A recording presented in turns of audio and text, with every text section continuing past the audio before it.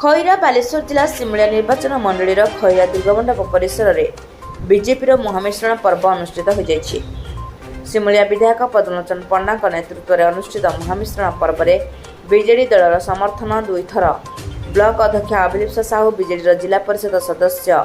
मानस कुमार दास समेत सरपंच समिति सभ्यों समेत विभिन्न पंचायत बहुसंख्यक विजु जनता दलर कर्मी बीजेडी दलर छाड़ी बीजेपी जोग देते। पूर्त अबकारी आईन मंत्री पृथ्वीराज हरिचंदन, भद्रक सांसद अभिमन्यु सेठी, बीजेपी जिला सभापति ईश्वर बेहरा, किशोर दास, सरकारी वकिल लंबोधर नायक, उपेन्द्र भूया, वरिष्ठ वकिल हरेकृष्ण दास, युवनेता नीलमाधव पंडा, पतित पवन कर, कैलाश चंद्र माझी, पूर्वतन जिला परिषद सभ्य राधाकांत पात्र समेत 4 गोटी जोन मंडल सभापति जोग देते। यह अवसर में मंत्री श्री हरिचंदन समेत अतिथि मानक विशाल शोभायात्रा सभास्थल को निया खैरा बजार समेत सभास्थल जनगहलीपूर्ण हो जाता। यह अवसर में बीजेपी सामिल होता समस्त कर्मकर्ता मंत्री लोकंकर सरकार प्रमाणित होती। सरकार विधायक सांसद और जिला सभापति पताका और टोपी पिंधाई स्वागत करते। यह अवसर में मंत्री श्री हरिचंदन सरकार योजना लोकाभिमुखी होती। विभिन्न योजन जनसाधारण को सामिल कर प्रकाश करथिला बेले खूब शीघ्र खैरा समेत विभिन्न जिले कोर्ट उद्घाटन पर नियुक्ति प्रक्रिया सरिले उद्घाटन हेब बोली प्रकाश करने सहित आम सरकार आसिया पर 40,000 नियुक्ति श्रीमंदिर रत्नभंडार गणति मणति कार्य उपर वक्तव्य रखिते। सिमुलिया विधायक पद्मलोचन पंडा द्वारा सिमुलिया और खैरा दल अधिक मजबूत होती प्रकाश करते। गरीब लोक 4,60,000 घर प्रदान कर चाषी मानक धान क्विंटाल 800 टंका बोनस प्रदान करिछि। लोक मानक न्याय प्रदान करुछि। एथिपाई यह लोकंक सरकार कहुछि बोली मंत्री प्रकाश करथिले।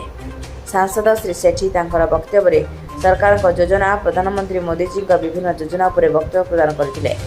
विधायक श्री पंडा तांका भाषण में खैरार विभिन्न जनहितकारी योजना सहित 16 कुपारी रास्ता उपर वक्तव्य रखिथिले। जिला सभापति श्री बेहरा सरकार योजना उपर वक्तव्य रखिथिले। दिने खैरा बीजेडी गढ़ थिबा बेले 37 गोटी पंचायत विभिन्न कर्मकर्ता माने जोग देबारु आगामी दिन में दल प्रभावित होबार राजनीतिक माहौल आलोचना होछि। आपण माने जानिछंती दीर्घ 10 वर्ष गोटीपाड़ी विधायक रहिला एवं बापा 5 वर्ष थिला किंतु यही 2 वर्ष भितर मोहन सरकार एवं बीजेपी गवर्नमेंट है से कम लोक मैंने आम काम देखी खैरा ब्लॉक उन्नति देखी आज समस्त बीजेपी दल हजार ऊर्ध आज सब मिसी बीजेडी साफ हो गला आ बीजेडी भाई खैरा सिमुलिया पंचायत अछि ताकू केमिति दखल करिवे आपण केमिति जिबे पंचायत जेमिति जिबे समय को लागे मिसिले आज मिसिले आज हजार हजार गुंटर मिसिले देखुछी मिश्रण पर्व एभली मिश्रण पर्व केबे हेई नथिला जेरो आज आमे सब बीजेडी लोक मिसिले आ गवर्नमेंट लोक मिसिले के वरिष्ठ नेतृत्व मिसिले आ केता जण मिसिले ये तार हिसाब कोड भाई खोलत हजार समस्त आसुदी बीजेपी लोक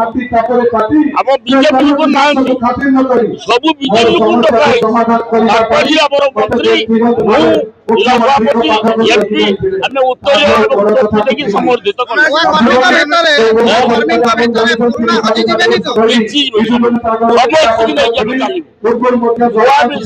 पुराणा को भूली पुराणा को नहीं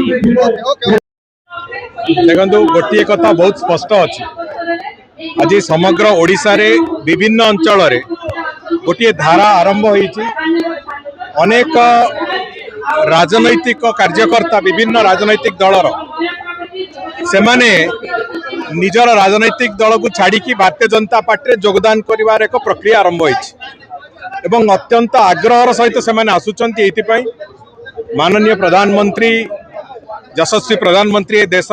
को जो धारा चलैवा आरंभ करिसंती विकास रास्ता रे चलैवा आरंभ करिसंती। ओडिशा रे माननीय मुख्यमंत्री मोहन चरण माझी नेतृत्व रे जो भली भाव रे एटी सरकार विकास एक लंबा दौड़ आरंभ करिछि सेही धारा रे आज सामिल हवा पाई विभिन्न राजनैतिक दलर कार्यकर्ता माने आज सीधा सड़क भाव में भारतीय जनता पार्टी योगदान कर प्रक्रिया आरंभ कर तेणुक आज से धारा सिमुलियार मान्यवर विधायक श्री पद्मलोचन पंडा एवं आमर सांसद स्थानीय सांसद अभिमन्यु सेठी एवं जिलार सभापति ईश्वर बेहरा नेतृत्व में एटी खैरा ब्लॉक रे सिमुलिया कन्स्टिट्युएंसी खैरा ब्लॉक रे आज केवल ब्लॉक अध्यक्षा नुहंती जिला परिषद सदस्य सरपंच समिति सदस्यों को मिसेकी अनेक कार्यकर्ता विजु जनता दलर 1000 रु अधिक कार्यकर्ता आज योगदान कर भारतीय जनता पार्टी एक अत्यंत शुभ लक्षण